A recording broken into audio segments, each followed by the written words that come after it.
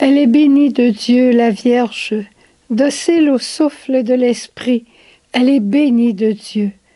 La voici la nouvelle Ève, promise aux joies du paradis. Elle est bénie de Dieu, la femme, qui met au jour le premier-né. Elle est bénie de Dieu. Tout homme la proclame heureuse en son humilité. Elle est bénie de Dieu, la mère, qui voit mourir son fils en croix. Elle est bénie de Dieu. Debout près du calvaire, elle ouvre l'âge de la foi. Elle est bénie de Dieu, la reine, qui prie pour nous, pauvres pécheurs. Elle est bénie de Dieu. Sa gloire nous entraîne au jour promis par notre Dieu. Bonjour, bienvenue à toi aujourd'hui en cette fête de l'Assomption de la Vierge Marie. Ce que tu viens d'entendre, c'est l'hymne que nous avons au bréviaire en ce jour de la fête de l'entrée dans la gloire de Dieu par la Vierge Marie. Et l'icône que tu as vue, c'est une icône qui a été écrite par les moines bénédictins du Bouvray ensuite, qui me l'ont offert il y a plusieurs années, c'est dans les années 1991, je crois. Ils avaient cette icône en grand, qui faisait presque un pan de mur au monastère.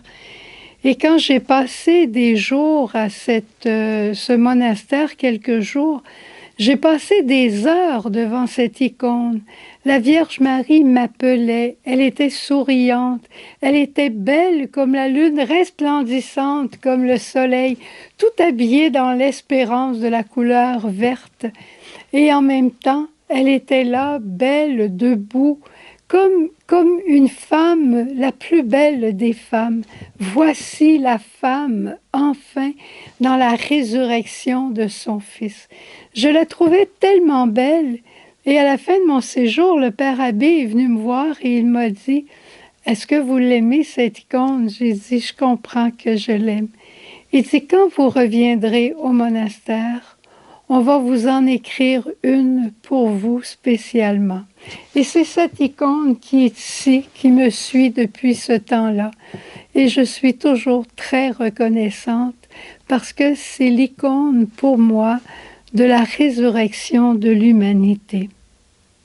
Qu'est-ce que nous dit l'Église au sujet de l'Assomption de Marie? La Vierge Immaculée, préservée par Dieu de toute atteinte de la faute originelle, ayant accompli le cours de sa vie terrestre, fut élevée corps et âme dans la gloire du ciel et exaltée par le Seigneur comme la reine de l'univers, pour ainsi dire, entièrement conforme à son Fils, Seigneur des Seigneurs, victorieux du péché et de la mort.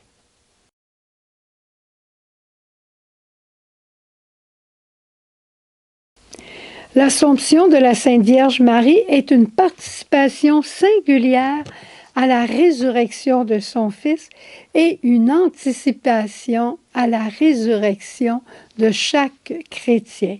C'est vraiment une bonne nouvelle, hein?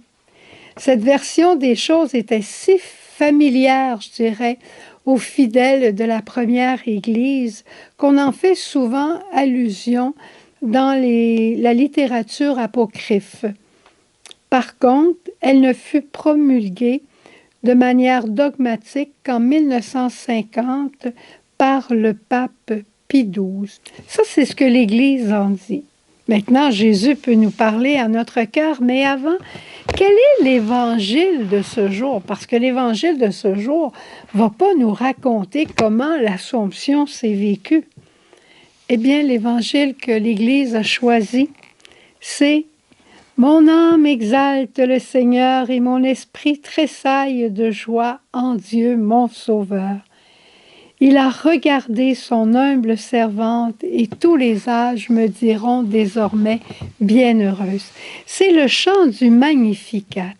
Cette fête, il faut se rappeler que c'est un mystère glorieux, un mystère de gloire.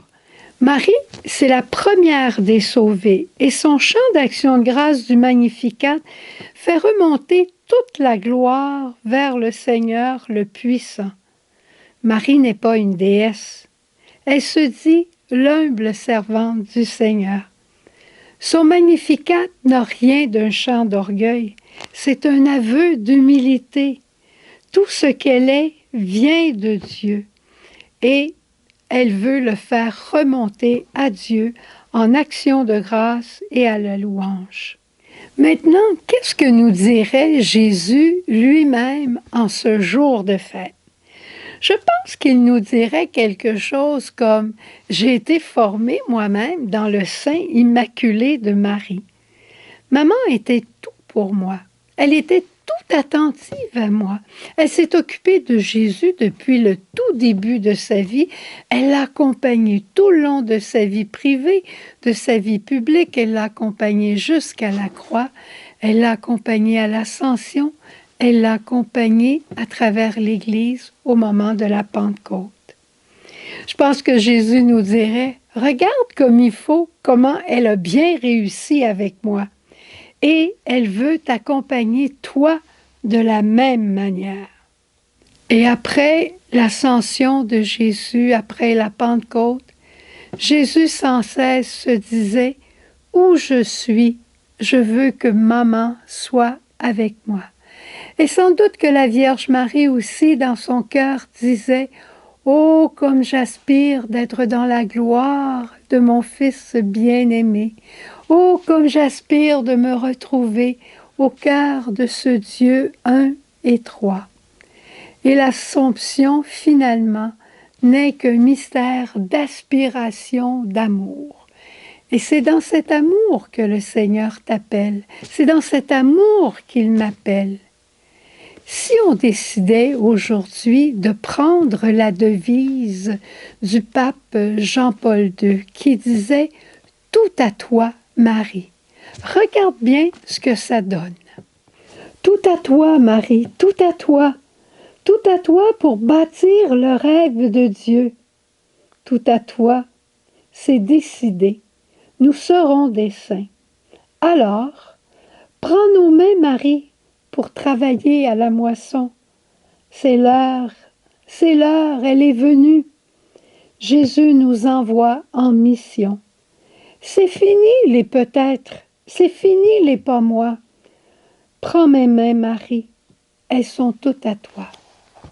Prends mon cœur, Marie, pour aimer d'un amour plus grand, d'un amour si pur, que nous serons resplendissants.